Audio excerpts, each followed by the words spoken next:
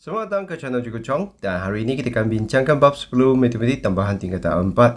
Dan untuk video kali ini kita akan tumpukan perhatian kepada satu topik yang pertama dahulu, iaitu 10.1 nombor indeks. Jadi dalam video ni seperti biasa kita akan bincangkan konsepnya dahulu. Selepas tu kita akan toroka dengan lihat apakah jenis soalan yang mungkin untuk bahagian ini.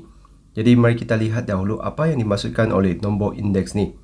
Jadi nombor indeks ni ialah satu sukatan statistik yang digunakan untuk mengukur perubahan suatu pemboleh ubah terhadap masa. Jadi contoh pemboleh ubah yang diukur tu adalah nilai mata wang, harga barangan, kuantiti dan sebagainya. Jadi contoh di sini saya tunjukkan adalah beberapa barangan yang didapati banyak naik harga untuk tahun ni lah. Contohnya telur, minyak masak dan sebagainya. Jadi sebenarnya keadaan ini dipanggil sebagai inflasi, iaitu kita perhatikan harga barangan tu semakin naik atau kita punya nilai mata wang tu semakin turun lah.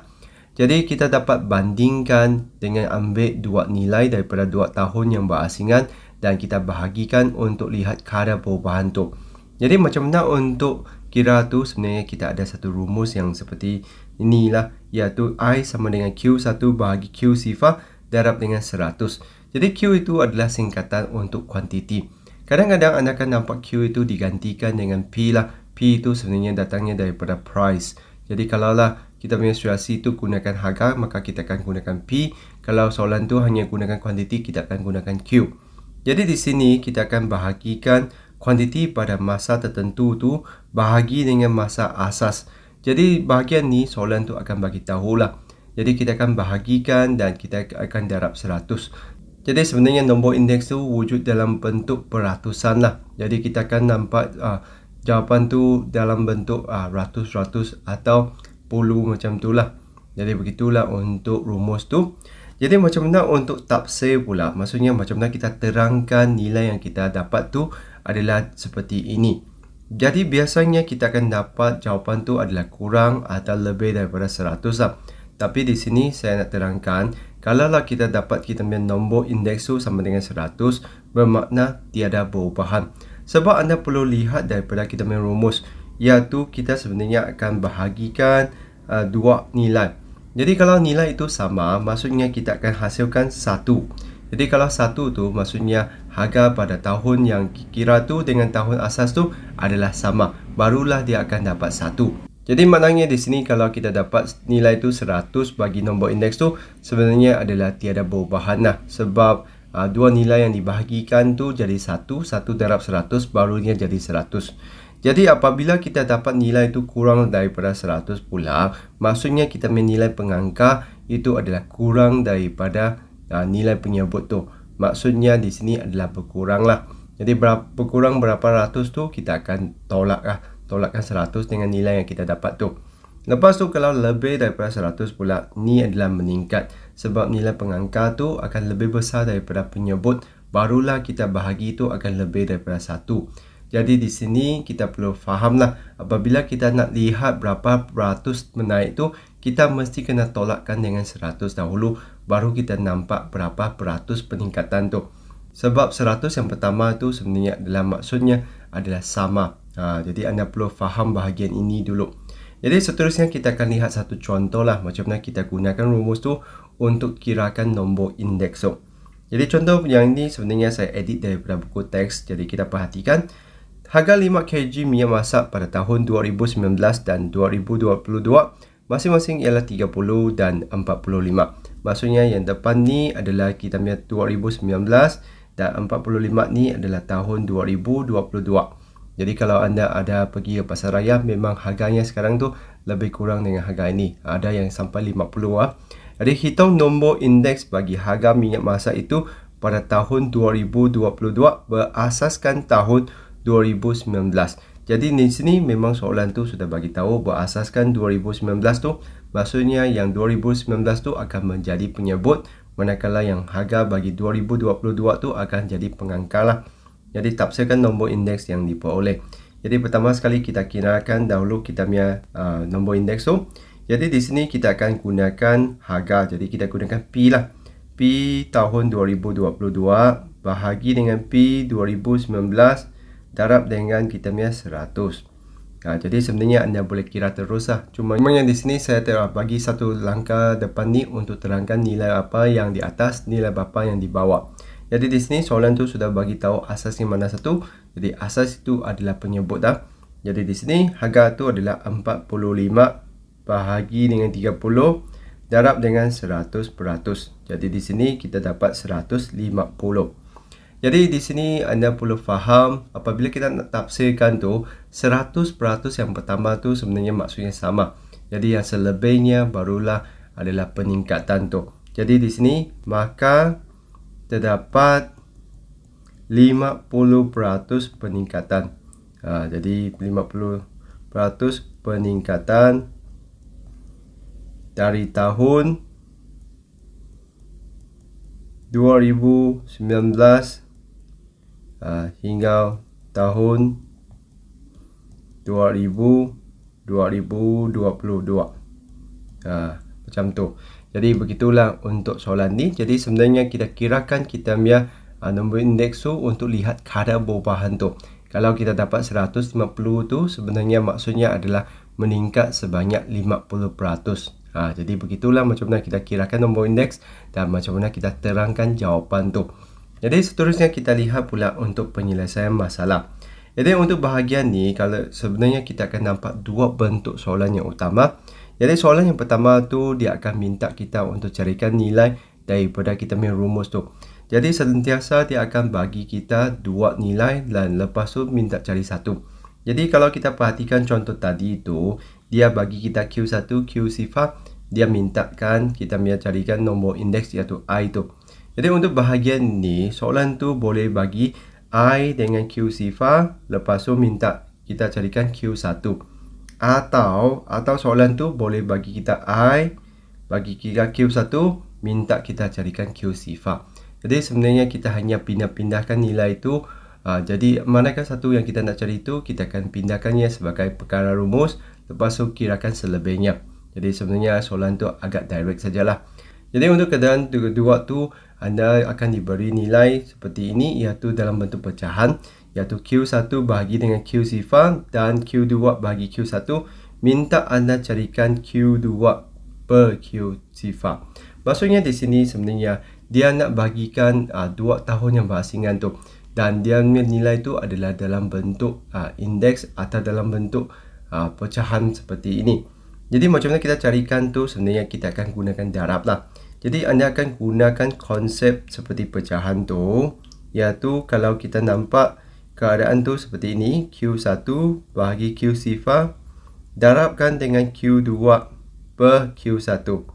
Disebabkan kita lihat Q2 tu di atas dan Q2 yang diberi tu pun di atas tu, dan Q sifar tu di bawah, dan apa yang diminta tu Q sifar tu pun di bawah. Jadi kita hanya darabkan saja, sebab apabila kita darab tu kita akan permudahkan benda yang sama tu. Jadi di sini kita akan permudahkan dan kita akan dapat Q2 per Q sifar. Macam tu. Jadi kalaulah kita nampak kedudukan tu sama tu, biasanya kita darabkan saja. Jadi untuk yang kedua pula adalah apabila kita perhatikan dia adalah terbalik. Contohnya di sini kita perhatikan Q2 tu yang diminta tu adalah di atas, manakala maklumat yang diberi tu Q2 tu adalah di bawah. Jadi di sini kita perlu tahu, kita perlu gunakan bahagi. Sebab kenapa gunakan bahagi? Sebab apabila kita bahagi dengan pecahan, dia akan tukar jadi darab dan pecahan yang di belakang tu akan diterbalikkan. Jadi di sini kita lihat. Jadi untuk keadaan ni kita perhatikan macam mana kita kirakan tu adalah kita gunakan bahagi, iaitu Q1 per Q sifar bahagi dengan Q1 per Q2. Jadi apabila kita bahagi dengan pecahan tu, kita mesti kena tahu kita akan tukarkannya kepada darab, dan pecahan yang di belakang tu akan diterbalikkan. Jadi di sini kita sudah berjaya untuk terbalikkan Q2 daripada penyebut ke pengangka, dan selepas tu Q1 dan Q1 tu akan dipotongkan menjadi Q2 per Q sifar. Jadi begitulah secara umumnya macam mana soalan tu akan ditanya semasa penyelesaian masalah untuk bahagian ini. Jadi seterusnya kita akan kaji secara terperinci dengan lihat dua contoh lah. Jadi mari kita lihat contoh yang pertama. Diberi harga 30 biji telur grade A ialah RM10.5% pada tahun 2020 dan indeks harganya pada tahun 2022 berasaskan tahun 2020 ialah 180%. Hitung harga 30 biji telur grade A pada tahun 2022. Jadi perhatikan di sini maklumat yang diberikan tu. Jadi di sini kita ada RM10.5 untuk tahun 2020. Jadi kita boleh tuliskan maklumat tu dahulu P2020. Kenapa kita gunakan P? Sebenarnya adalah melibatkan harga. Jadi RM10.5%. Selepas tu kita juga diberikan indeks tu. Jadi kita ambil indeks dengan kita punya kiraan tu adalah untuk tahun 2022 asas 2020 adalah sama dengan 180. Dan lepas tu soalan tu sebenarnya minta harga bagi tahun 2022. Jadi sebenarnya kalau kita perhatikan memang daripada 3 nilai tu sudah diberi 2 nilai. Jadi kita cuma perlu kirakan harga bagi 2022 saja. Jadi macam mana kita kirakan I tu? Kita akan gunakan P2022 bahagi dengan P2020 darab dengan 100 sama dengan 180. Jadi seterusnya pula kita akan lihat apa yang kita dapat isikan. Kita dapat isikan RM10.5 tu. Jadi kita letakkan P2022 bahagi dengan RM10.5 dan darab 100 tu kita sebenarnya boleh pindahkan ke sebelah lah. Darab tu menjadi bahagi. Dan seterusnya untuk carikan kita punya P2022 tu, kita akan pindahkan kita punya RM10.5 tu ke sebelah. Jadi di sini anda mesti kena pandai pindah lah. Lihat hubungan asal tu, lepas tu pindah ke sebelah tu akan jadi darab atau bahagi lah. Jadi dari sini adalah bahagi, pindah ke sebelah akan jadi darab lah. Jadi kita pindahkan.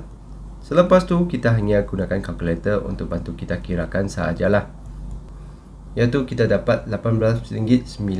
Jadi begitulah cara dia macam kita kirakan. Jadi biasanya soalan macam ni dia memang akan bekalkan 2 dan minta anda carikan yang ketiga. Dan untuk persamaan tu memang kita hanya ada 3 pun boleh ubah. Nak kirakan salah satu nilai tu kita mesti perlukan 2 nilai yang lain. Jadi begitulah untuk contoh pertama ni. Mari kita lihat contoh kedua pula. Jadi contoh kedua pula kita lihat indeks harga bagi telefon bimbit Apple pada tahun 2021 berasaskan tahun 2015 dan 2018 masing-masing ialah 180 dan 120. Cari indeks harga telefon bimbit itu pada tahun 2018 berasaskan tahun 2015. Jadi kalau kita sekadar baca tu mungkin kita masih lagi belum faham mana satu adalah mana satu. Jadi kita tuliskanlah. Jadi untuk nilai yang diberi tu kita lihat kita ada 2 tombol indeks yang diberi iaitu 2021 dengan asas 2015 sama dengan 180. Lepas tu satu lagi adalah kita punya I 2021 berasaskan 2018 tu adalah sama dengan 120. Jadi di sini apa yang nak dicari itu adalah nak cari kita punya I bagi 2018 dengan asas 2015. Jadi kita perhatikan macam mana kita tuliskan. Kita perhatikan sebenarnya 2021 tu boleh dihapuskan. Lepas tu kita boleh wujudkan keadaan 2018 per 2015. Jadi untuk teruskan tu kita boleh tuliskannya dalam bentuk rumus dahululah. Jadi untuk setiap satu di sini kita boleh gunakan kita punya rumus iaitu yang ini adalah kita punya P2021 per P2015 darab dengan 100 sama dengan 180. Jadi apa kita buat tu kita akan pindahkan 100 tu ke sebelah supaya dia hanya tinggal P sahaja di depan ni. Dan nanti kita akan pindahkanlah untuk lihat macam mana adakah kita perlu darab atau kita perlu bahagi. Jadi untuk yang ni pun sama juga kita akan letakkan P2021 per P2018 darab dengan 100 sama dengan 120. Lepas tu kita akan tuliskan P2021 per P2018 sama dengan 120 bahagi 100. Jadi perhatikan di sini, inilah keadaan yang kedua di mana saya sebut tadi. Kita perlu perhatikan adakah kita punya nilai itu atau kita punya nombor indeks yang kita nak cari itu adakah dia sama susunan seperti nilai yang diberi itu. Maksudnya kalau kita perhatikan 2018 tu kena di atas tu. Kita cari dahulu di mana 2018 tu. Ini adalah di bawah. Maksudnya di sini kalau kita nak gerakkannya ke atas tu, kita mesti gunakan bahagi dan bukannya darab. Kalau kita guna darab tu memang kita tidak dapat carikan indeks untuk 2018 berasaskan 2015. Jadi di sini kita akan bahagilah. Jadi kita akan bahagikan. Jadi kita sebelum tu kita boleh tuliskan yang ni adalah persamaan 1 dan ini adalah persamaan kedua.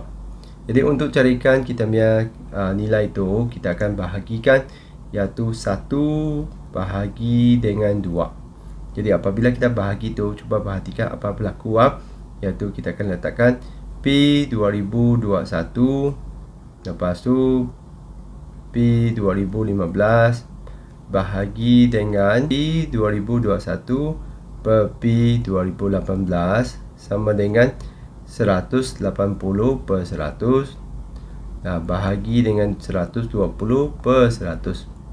Jadi apabila kita bahagi dengan pecahan tu, ingat anda akan tukarkannya kepada darab, dan dalam proses tu anda akan terbalikkan pecahan yang di belakang tu. Jadi di sini kita akan dapat P 2021 per P 2015 darab dengan P 2018 per P 2021 sama dengan sebelah ni pun kita kena terbalikkan, dan kita cuba perhatikan apa akan berlaku. Jadi di sini kita akan potong yang sama tu, iaitu kita punya P 2021 dengan 2021 tu akan dipotong. Manakala yang sebelah ni pun sama, 100 dengan 100 tu akan dipotong, dan kita dapati nilai seperti ini, iaitu P 2018 per P 2015 sama dengan 180 per 120. Maka seterusnya apa yang kita buat tu sebenarnya adalah hampir serupa dengan kita masukkan ke dalam rumus saja, iaitu kalau kita nombor indeks 2018 berasaskan 2015 tu sama dengan kita punya nilai ini 180 per 120 darabkan dengan 100, dan kita dapatkan dia nilai dengan tekan kalkulator lah. Jadi di sini kita dapat 150. Jadi begitulah caranya macam mana kita selesaikan soalan ni. Jadi perhatikan, kita memang akan gunakan darab kalaulah susunannya adalah sama seperti yang asal tu. Kalau susunan tu terbalik, maka kita akan gunakan bahagilah, sebab kita nak pindahkan kita punya pecahan tu supaya dia terbalikkan. Jadi begitulah caranya macam mana kita selesaikan penyelesaian masalah melibatkan bahagian yang pertama ini. Jadi itu saja untuk bahagian ni, iaitu kita sudah bincangkan apakah maksud bagi nombor indeks dan juga jenis soalan yang mungkin untuk bahagian ni. Kalau rasa video Cikgu Chong ni membantu, jangan lupa untuk tekan like dan subscribe channel Cikgu Chong. Jadi itu saja untuk kali ini. Sekian, terima kasih. Kita jumpa lagi.